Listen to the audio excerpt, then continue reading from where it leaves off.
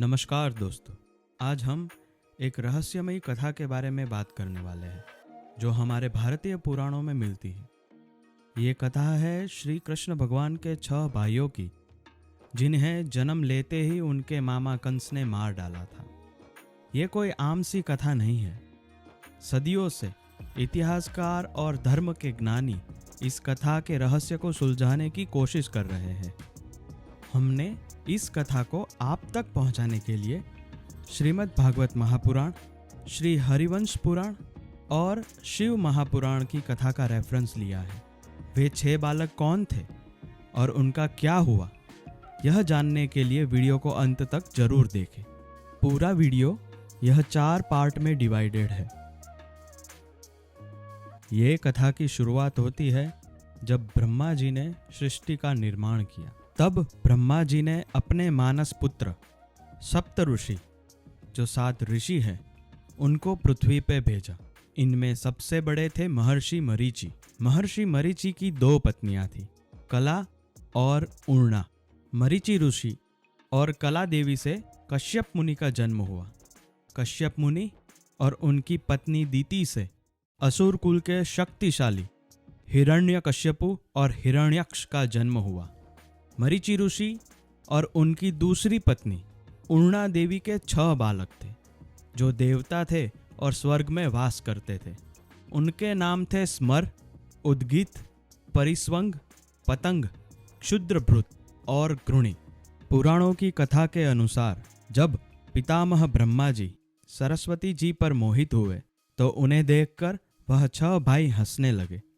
उनका यह पाप देखकर ब्रह्मा जी गुस्से में आए और उन्हें श्राप दिया कि 6 भाई को असुर कुल में जन्म लेना पड़ेगा। उन 6 भाइयों ने क्षमा प्रार्थना की। तब ब्रह्मा जी ने उन्हें बताया कि भगवान विष्णु खुद उन्हें इस श्राप से मुक्त कराएंगे। कश्यप मुनि और उनकी पत्नी दीति से असुर कुल की शुरुआत हुई। असुरों के राजा हिरण्यकश्यपु थे और उनका भाई था हिरण्यक्ष।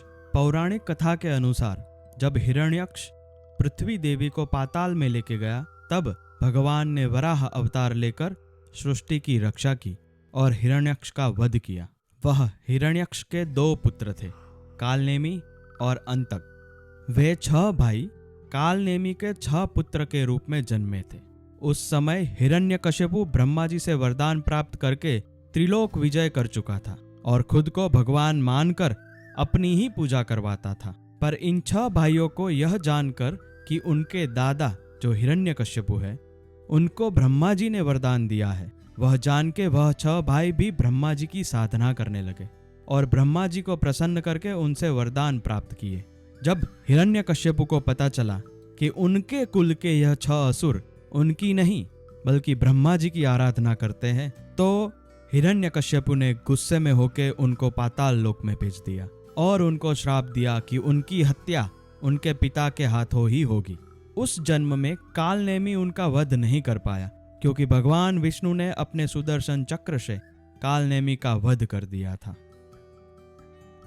वह कालनेमी पुनर्जन्म लेकर मथुरा के राजा उग्रसेन के घर कंस के रूप में पैदा हुआ। माता देवकी उग्रसेन की पुत्री और कंस की बहन थी। जब देवकी जी और वसुदेव जी का विवाह हुआ, तब वसुदेव देवकी जी का रथ स्वयं राजा कंस चला रहा था। तभी आकाशवाणी हुई, हे कंस, देवकी की 8वीं संतान तुम्हें मार डालेगी। यह सुनकर कंस अपनी बहन देवकी का वध करने के लिए आगे बढ़ा, पर वसुदेव जी ने माता देवकी की रक्षा करने के लिए कंस को समझाया कि कंस को खतरा देवकी की 8वीं संतान से है, इसलिए वह देवकी को न मारे, और उन्होंने वचन दिया कि उनकी 8वीं संतान को वो कंस के हवाले कर देंगे। क्रूर कंस ने वसुदेव जी और देवकी माता को कारागार में बंद कर दिया और यह ठान लिया कि देवकी की कोई भी संतान जीवित नहीं रहेगी। कंस कालनेमी का ही अगला जन्म था। यह जानकर भगवान विष्णु ने अपनी योग माया को आज्ञा दी कि वे पाताल लोक से उन 6 भाइयों को बारी बारी से देवकी के गर्भ में स्थापित करें, और जब जब माता देवकी बालक को जन्म देती, क्रूर कंस बालक को छीन लेता और उसकी हत्या कर देता। तब योग माया वापस उन्हें पाताल में राजा बलि के पास पहुंचा देती। माता देवकी के 7वें गर्भ को योग माया ने वसुदेव जी की दूसरी पत्नी रोहिणी जी के गर्भ में स्थानांतरित कर दिया, जिससे बलराम जी का जन्म हुआ। आगे जाके श्रावण वद अष्टमी जन्माष्टमी के दिन माता देवकी के 8वीं संतान के रूप में भगवान विष्णु स्वयं भगवान श्री कृष्ण के स्वरूप में जन्मे। तब योग माया ने पूरे महल को योग निंद्रा में सुला दिया और वसुदेव जी अपने मित्र तथा वृंदावन के राजा नंद के घर भगवान को पहुंचाकर स्वयं योग माया को ले आए, जिन्हें कंस मार नहीं पाया था। यह पवित्र कथा पूरे विश्व में प्रसिद्ध है। तो फिलहाल हम इस कथा से आगे बढ़ते हैं। यह पावनकारी कथा को आगे बढ़ाए उससे पहले सभी दर्शकों से प्रार्थना है, यह वीडियो को बनाने में हमारा उद्देश्य आपको भारतीय संस्कृति और धर्म की गहराइयों से जुड़ने का मौका देना है। आजकल सोशल मीडिया पे एक्सप्लिसिट कंटेंट, वह डांस और गाली गलौज वाले वीडियो रातों रात वायरल हो जाते हैं। ये इसलिए वायरल होते हैं क्योंकि हम ही उन्हें देखते हैं और शेयर करते हैं। पर हम आशा करते हैं कि आप इस वीडियो को भी देखेंगे और इसे अपने दोस्तों के साथ शेयर करेंगे।